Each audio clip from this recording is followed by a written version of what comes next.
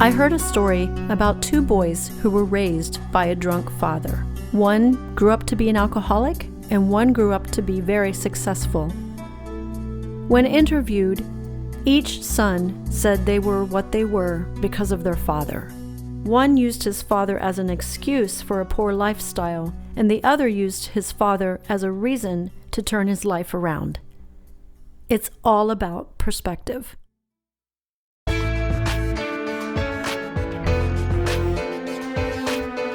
Welcome to the Brand New Me podcast.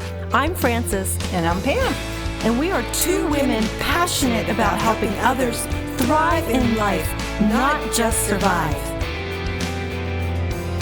In each episode, we're going to find creative ways to offer hope for your future through our own life experiences. So join us every week as we learn together that we really can be a brand new me.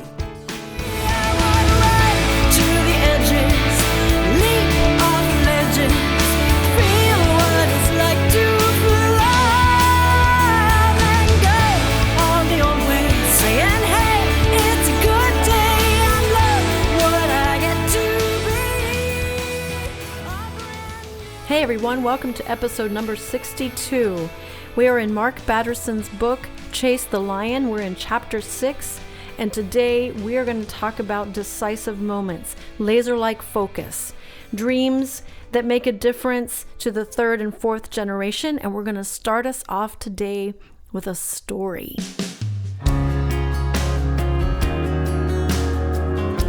All my life, I've struggled with stomach trouble. It's turned out that I have ulcers. I've had ulcers since I can remember. And it was verified in my early 20s when I finally went to the hospital and they found them.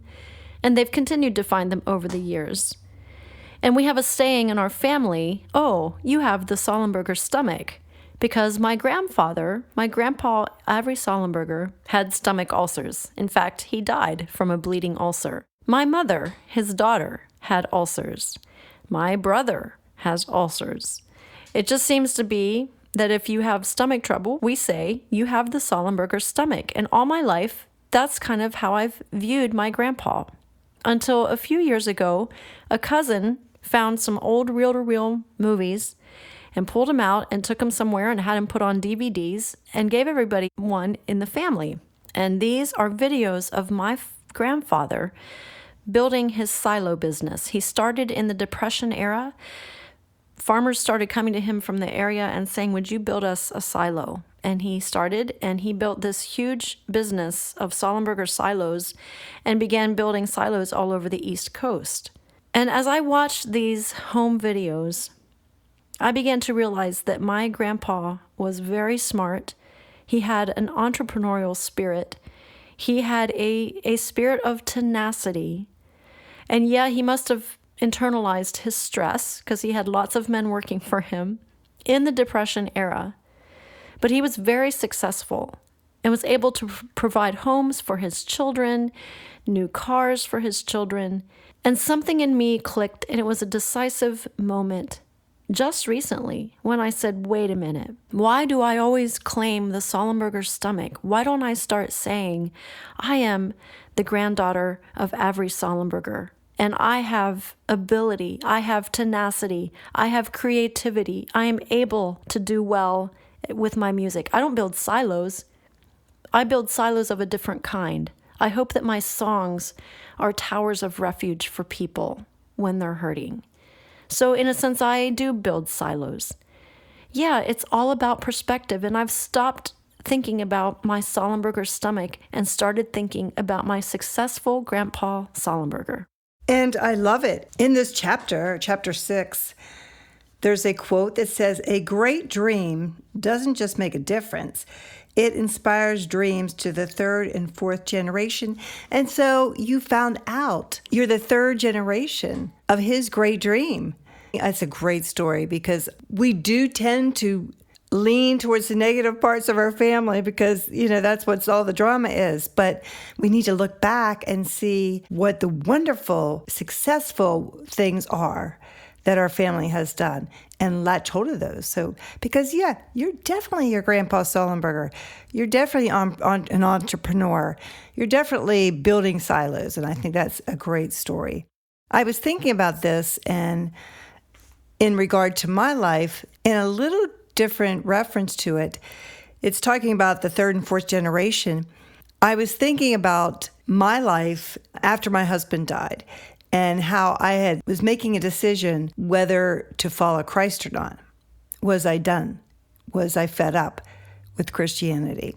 So through the whole gamut of looking back and saying, I have been following Christ since age 13. I've gone through this, and this, and God has kept me. So why am I now thinking I can give up Christ? But I was.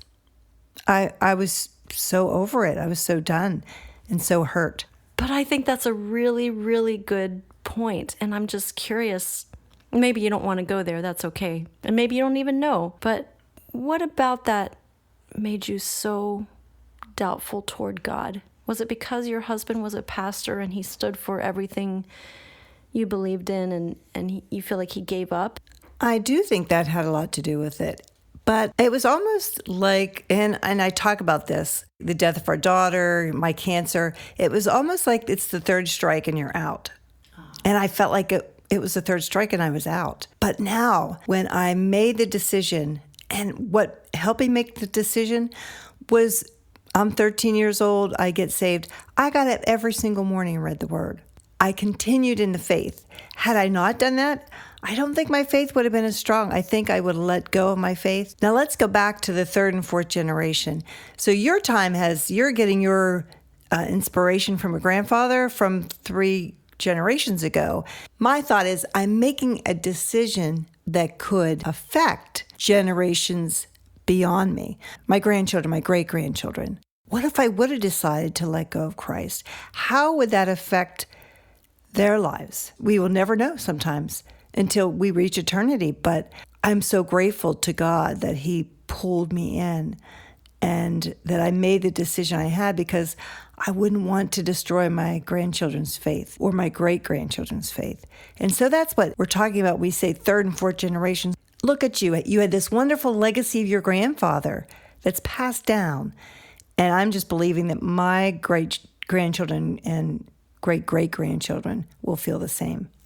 Well, here's another analogy of an example of how it keeps going, because my mother's first husband, who she fell in love with when she was 14 and met at Messiah Academy, they fell in love, got married, and she, to this day, her eyes would sparkle when she would talk about Paul Kreider. She loved him dearly. But they'd been married 3 years, 3 years, and he was working for my Grandpa Sullenberger on one of the silos. He was working for him, and he was up on a scaffolding and got knocked off and fell to his death. He was in a coma for 3 days, and then he died. That could have torn up her relationship with her dad. And I know that she would tell me that he felt absolutely awful about that it was really, really hard on her dad that happened. But it didn't destroy their relationship. And those of you who know my mother, or you're reading my blog, you're reading about her story and all the death that she encountered, starting with her first husband, and then her children, and then her second husband. And you have been telling me that her story is inspiring your faith. And I look at that and I go, my mother's story is still inspiring people, because we're writing it down, we're telling the story. And I just did a music video over the weekend on one of the songs on my projects about the death of Nathan and how it impacted our family. That story, that song is going to live on long after I'm gone. And your book, Pam, someday your grandkids may pick it up and read it, or your great-great-grandkids that you know you won't see. Unless you're going to live to be 200, I don't know. But likely will not see them. But now they can read your story, and they can look at a woman who went through the worst of things and still loved God. And that is leaving a legacy. And I had written down, chasing our dreams is a long series of many steps and a cumulative decisive moments. And we're just talking about some of those decisive moments today. When you chase the lion, when you chase your dreams, you are going after things that will impact the third and fourth generation. And so it's very important that we have laser-like focus in our lives, that we really hone in on what we're here to do, created to be, and who we are, and that we live up to our fullest potential, because you may have impact on not just your family, but the whole world. So if you're struggling still with, I don't know, you were going through this all together here, chase the lion, what is your dream? If you're still struggling with what is your dream, here's one thing that can help. Identify causes that you care deeply about. How I minister to people is through my music. And over the years, how I minister to people through music may change. I might not always do Portraits of White, but I'm always going to do something related to music. And you, Pam, you're passionate about helping people overcome the temptation to end their life, and to talk to people who are survivors of those who did decide to take their life. You have a passion for that. And that's a cause that you care deeply about. I care deeply about offering hope to people through my music. There are tons of things that we could be involved in and we could give our time to, but you only have so much time to go around. And so I liked what Mark said. There are ways to support others just through our prayers and through giving. And I think of your husband who goes to the food bank every week and helps to distribute food. He's passionate about that. There's lots of things that we could be involved in. But if you don't have enough time to go around to everything, you're going to have laser-like focus to spend your time and energy on what really matters the most. One thing he talked about in this chapter that I really liked, made me think about a lot. One misstep can end a dream journey, but don't let that give you a spirit of fear. Develop a spirit of focus. I like that. I'd say that sometimes I walked more in a spirit of fear than a spirit of focus. But over time, as I'm on this journey of pursuing my dream, I'm learning to just stay focused on the dream giver more than the dream. Because the dream can scare you. The lion can roar and you can go, I don't want to do this, I'm afraid. But as long as I keep my eye on the one who created the lion, I know that he's greater and he'll help me through that spirit of fear. Pam, what are your thoughts about the spirit of fear or a spirit of focus? I deal with the spirit of fear. I think we all do. Because the enemy wants to kill and destroy you and keep you from serving Christ. I mean, that's his whole plan. And so, yes, that's something we have to fight against. And I deal with that all the time. And so I have to definitely focus on Christ and not focus on, well, like as you said, focus on the dreamer, not the dream. Because the dream will get you nowhere. It won't. It may never even come to pass sometimes. And so if we put our whole thought on this dream that we feel like God gave us, we can completely lose our relationship with Christ. And so I think that's important for us all to know. It's not just about the dream. It's about who gave you that dream. Another illustration that Mark used along this line is good carpenters measure twice and cut once. And we're not saying these things to make you feel condemned or afraid, like, oh, what if I take a misstep now, or I'm going to end my dream. Well, it's just a caution to you that it's just really important that you pray for wisdom, that you ask for advice, that you seek counsel, that you spend time in prayer, that you spend quiet time listening to God so that you don't misstep and don't miss the dream that he has for you. But the encouragement in this is he is ultimately in charge and he is ordering your steps. So just be careful about your steps. My husband would, as a welder, would definitely relate to this. And he tells me sometimes, like, he ordered a big piece of metal. It cost a lot of money. And he mismeasured and cut it wrong. And there's no way he can get that back.